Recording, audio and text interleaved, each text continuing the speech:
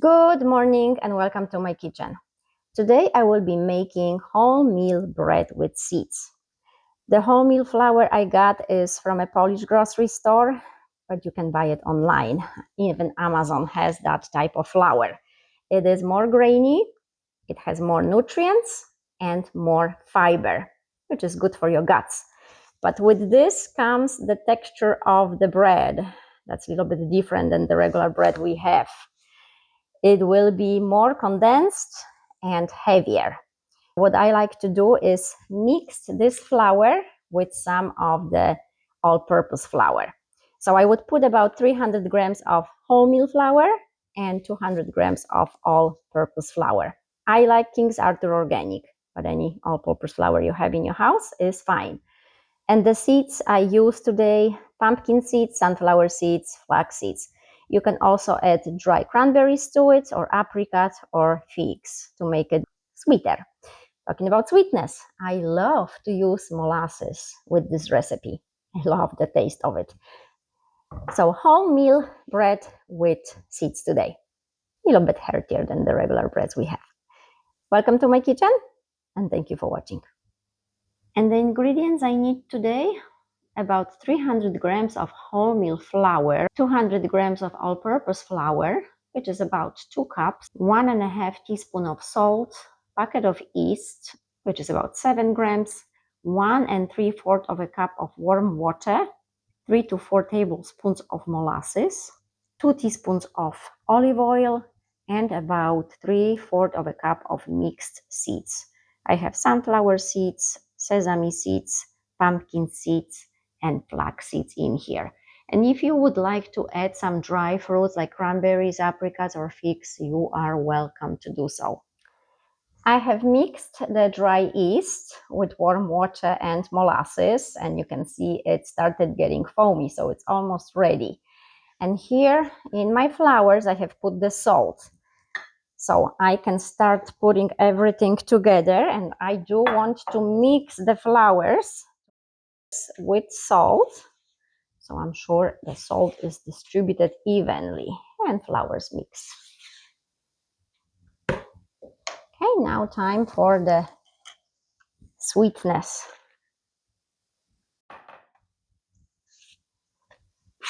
Oh, the smell of molasses. Love it. Okay, and I can also add the seeds.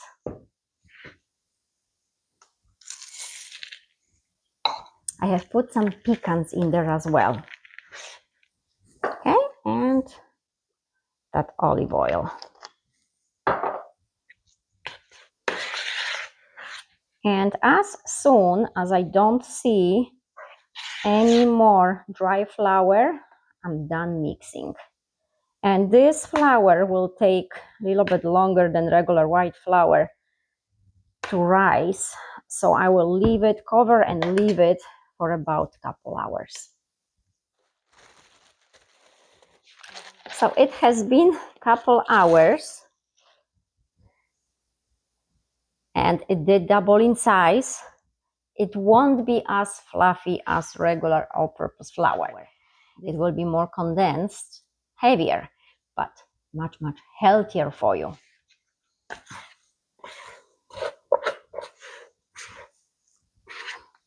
So I can make either one big loaf or 2 smaller ones, and I want to make 2 smaller ones.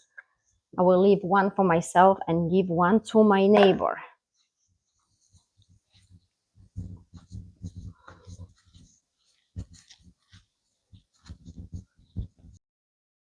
So I will divide this in half and make 2 smaller loaves.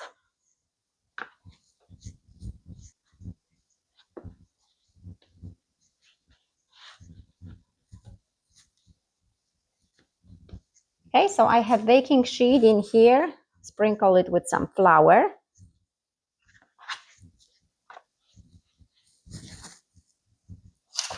And one will go in one dish and then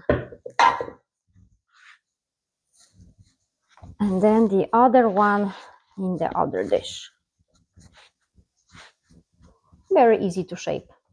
You don't really have to do that much. You don't really have to try that hard and do much with it. And now I will cover again and leave it until it doubles in size and then bake.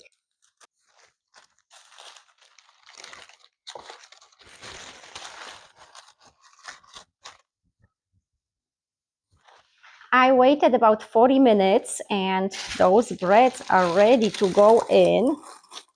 I have put some seeds on top. I like to have some pumpkin seeds and sunflower seeds on top.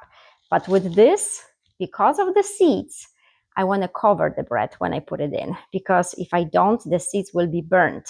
Maybe 10 minutes before I gotta take them out, then I can uncover to get the seeds to roast a little bit. But other than the last 10 minutes, I want to keep the breads covered so I don't burn the seeds. So my oven is preheated, 400 degrees. And those should bake for about 40-45 minutes. I've got smaller breads, so it might be closer to 40. But the color, again, is indication. So once they are ready, I'll take them out and show you up close. So 40 minutes timer. 45 minutes for me.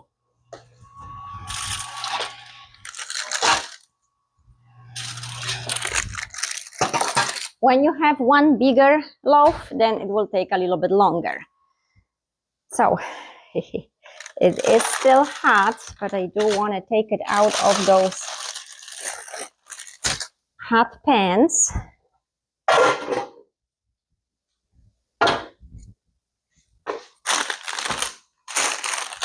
And now, if you want the skin to be crunchy, just leave it until it cools off.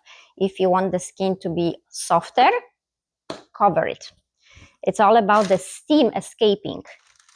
If you trap the steam, then your bread will be softer. If you let it all evaporate, then it will be very crunchy. So how you like your bread, it is up to you. Now I will just need to wait until it cools off so I can cut it in half and show you up close. Thank you for watching. There's nothing better than homemade bread out of the oven with that crunchy, delicious skin. I love it. Those kind of breads are usually sold in Whole Foods or specialty stores, and for a small loaf, you would have to pay like $10 or so. When you make it at home, it's cheaper, it's fresh, and believe me, it tastes even better. Thank you for watching.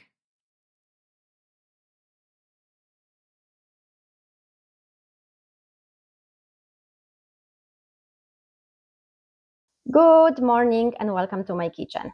Today I will be making wholemeal bread. It is more grainy. It's not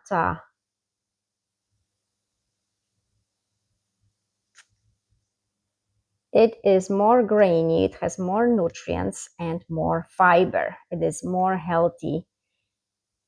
It is healthier for your guts. And the seeds I have today, mixed seeds, and the seeds I have today, well, and the seeds I have today, sunflower seeds, pumpkin seeds, flax seeds. You can also put dry cranberries to it, or apricots, or peaks, or figs. I would like to let you know why I am a big fan of using scale instead of the cups. I do put measurements in cups, so it's easier. As you know, I'm from Europe, so everything for me is in grams. And here in United States, any recipes you have is usually in cups. But I want you to pay attention to one thing. So take it as a tip. I learned by mistakes because I've done it before. So I have put together a flour, the same flour, all-purpose flour, into the same measuring cups. Exactly 2 cups in here and exactly 2 cups in here. But I want to measure it using the scale and show you if there is a difference and how much of a difference it can be. So here is the first 2 cups of flour, as you can see, 2 cups. And here is exactly 2 cups, all around, no cheating. And I will turn on, and there's nothing here, my scale. So it's set to 0. Maybe I should show you. So it's set to 0. If you can see. Okay, and I will put the first 2 cups in. And it says it is 248 grams. So now I will take this into a different cup, and it's empty. Put it back. It comes back to 0. And now the other 2 cups. All of it. And this one is 314. So now you can see that 2 cups are not created equal, right? They do not measure on a scale the same. So why is that? Well, it's all about handling the flour. If we are gentle with it, the flour is fluffy, it's light, and then 2 cups, nice fluffy flour.